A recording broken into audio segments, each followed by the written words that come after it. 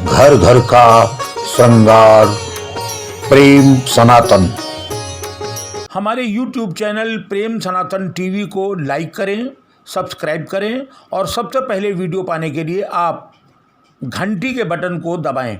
बीजासन देवी के दर्शन के बाद हम आपको लेके आए हैं मां जागेश्वरी के श्री चरणों में।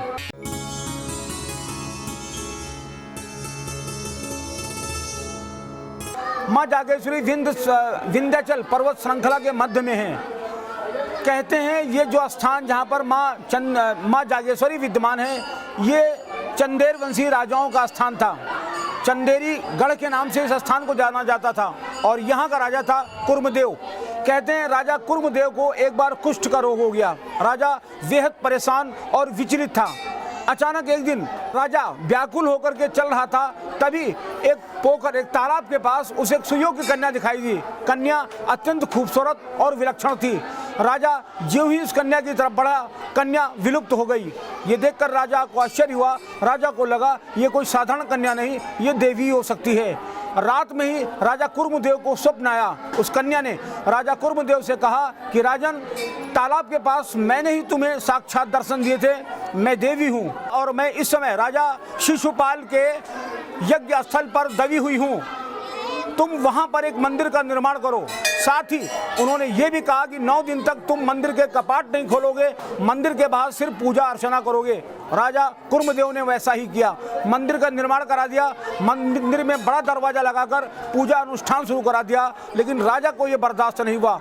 उसे विश्वास ही नहीं हो रहा था कि उसे माँ ने दर्शन दिया है। राजा ने दूसरे दिन दरवाजा खोल दिया। परिणाम ये रहा कि माँ का सिर्फ सर ही दिख सका, बाकी अंग नहीं दिख रहा।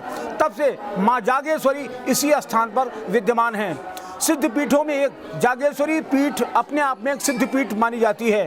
कहते हैं कि जो भी व्यक्ति इन सीढ़ियों को चढ़कर माँ के दरवाजे तक आता है, वो जन्म जन्मांतर के पापों से मुक्त हो जाता है और श्रद्धा से जो कुछ भी यहाँ मांगता है माँ उसे देती है। आइए मैं आपको दर्शन कराता हूँ माँ जागेश्वरी देवी के।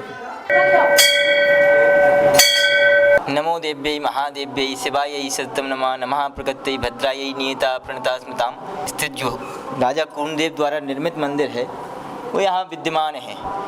ये जो है मंदिर ये 5000 वर्ष पुराना है। किंवदंती इसकी यह है कि भगवान शिव और सती उस समय दक्ष ने यज्ञ किया था।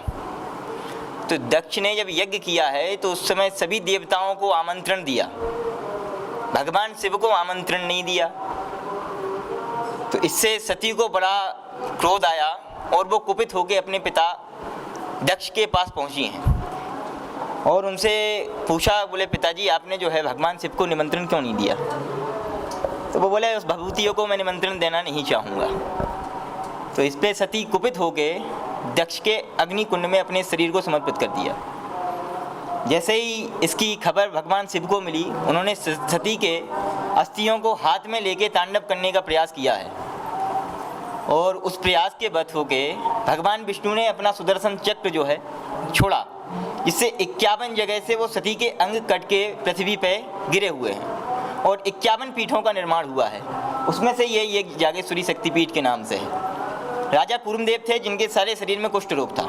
चंदेरी नगरी यहाँ से 10 किलोमीटर बाहर थी।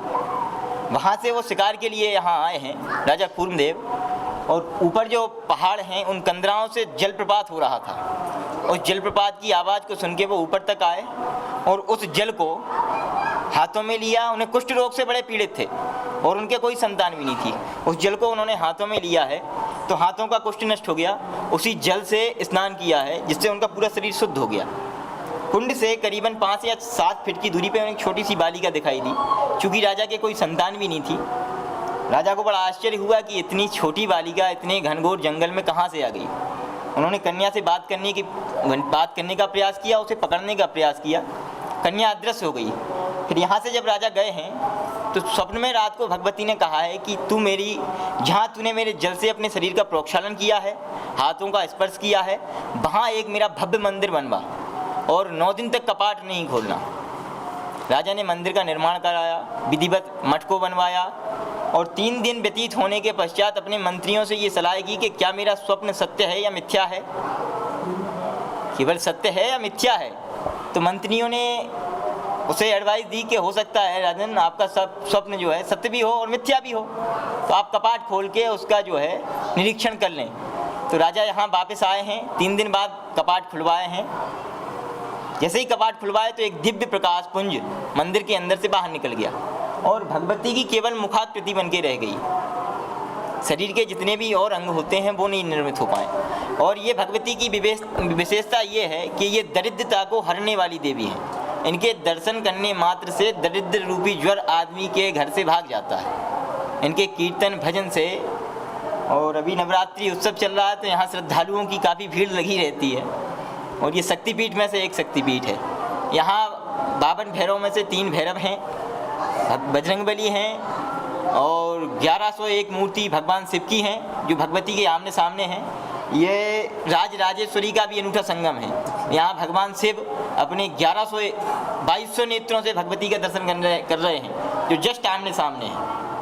और ये राजराजेश्वरी की मूर्ति जो प्रतिमा आपने देखी हो कि भगवान शिव और माता पार्वती एक साथ रहते हैं, जिन्होंने सृष्टि के समय सृष्टि का निर्माण किया था, वो अनूठा संगम यहाँ देखने को मिलता है। और ये जो जल कंदराओं से जो ऊपर से आ रहा है, ये मेडिसिन का काम करता है आदमी के लिए। पानी है, ये मल्टीविटामिन है इसमें पूरे टोटल, और मेडिसिन का काम करता है। जहाँ भी आप इसको शरीर में ले जाएंगे तो आधे से ज़्यादा आपकी बीमारियों को क्षय कर देगा। हम लोगों को यहाँ आते करीबन 25 साल हो गए, जब से मतलब होश संभाला है। अपनी मम्मी के साथ चले आ रहे हैं। हमारी नानी का घर यहीं पास में सराई गांव में है और ये उन लोगों की कुल देवी है।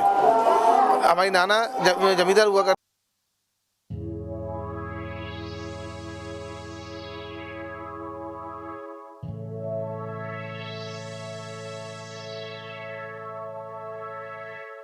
देवी के 51 सिद्ध पीठों में से एक ये महत्वपूर्ण सिद्ध पीठ माना जाता है माँ जागेश्वरी का स्थान।